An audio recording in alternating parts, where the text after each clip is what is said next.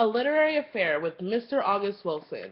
What an opportunity for me to learn so much about Mr. Wilson, not just as an African American playwright, but the impact and influence on the racial attitudes during that time his plays portrayed.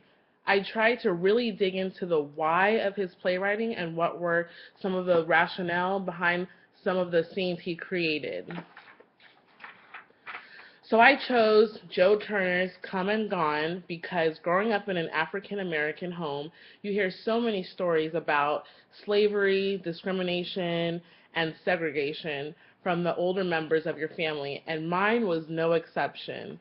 Our family on my grandfather's side have family reunions on 100 acres they still own that was purchased by my great-great-great-grandfather.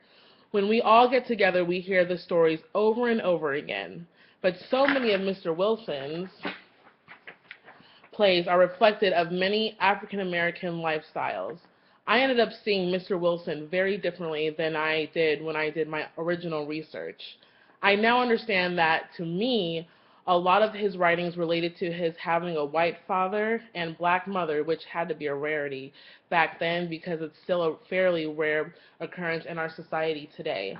Mr. Wilson also liked to reflect black entrepreneurships. He was very, I believe, careful to show black males as productive and as caregivers as he did Loomis with his daughter Zonia after her mother left with her grandmother while he was in servitude for 7 years. Another fact I saw in the play was the religious aspect, which tells me Mr. Wilson was raised with the belief there is a God.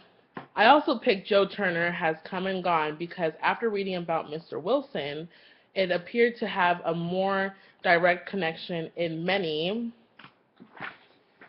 ways to Mr. Wilson's own life, since great writers draw on much about their own situations and circumstances to give a more realistic balance to their work. Until I read about Mr. Wilson, I didn't know about his early desire to be a poet until he found out he couldn't make a living as a poet, and after struggling for a while, he decided he'd do better writing drama as a playwright. Mr. Wilson used his plays to hopefully raise the consciousness of white Americans about the black American experience. His plays journeyed through a lot of black people's struggle during that period, but I didn't detect a lot of parody of Aunt Jemima or a lot of slave narrative in the Joe Turner Has Come and Gone, and I now understand what confrontational theater is like. And to think Mr. Wilson wasn't afraid to push the envelope or do plays that could have easily been criticized as being outside the box. So, to show how he was able to use a kind of parody to get a message over that was the true essence of his wanting to show black-white business relationships and how once free you have to perform as a free man whose identity is whole and intact and not fall to the old stereotype of blacks.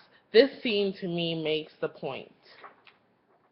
Scene 1 in Act 1 is the one I chose from Joe Turner's Come and Gone because Seth Hawley, who owned the boarding house where everyone lived and where Rutherford Selig, a white, came by one day to offer and supply Seth with raw materials to make pots and pans, which he sold, which made him a salesman, which is what Mr. Wilson wants his plays to project about black males finding their own identity after slavery.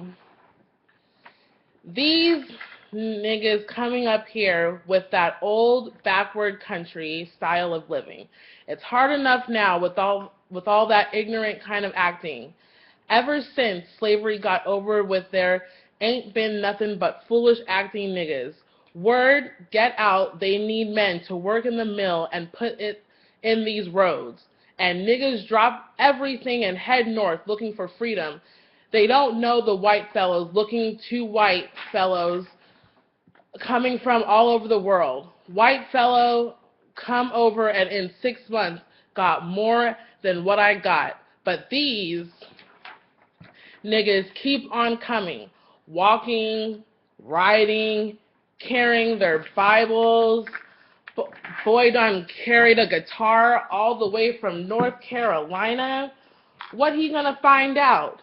What he gonna do with that guitar? This is the city. Niggas coming up here from the backwoods, coming up here from the country carrying Bibles and guitars, looking for freedom. They got a rude awakening. So, I now got why Joe Turner's Come and Gone was named the best new play in 1988 by the New York Drama Critics Circle, because it could not have been easy writing about blacks being dispossessed with really blaming it on whites. So Mr. Wilson dealt more with helping blacks find their cultural roots, and he was really big on blacks finding their own identity past slavery.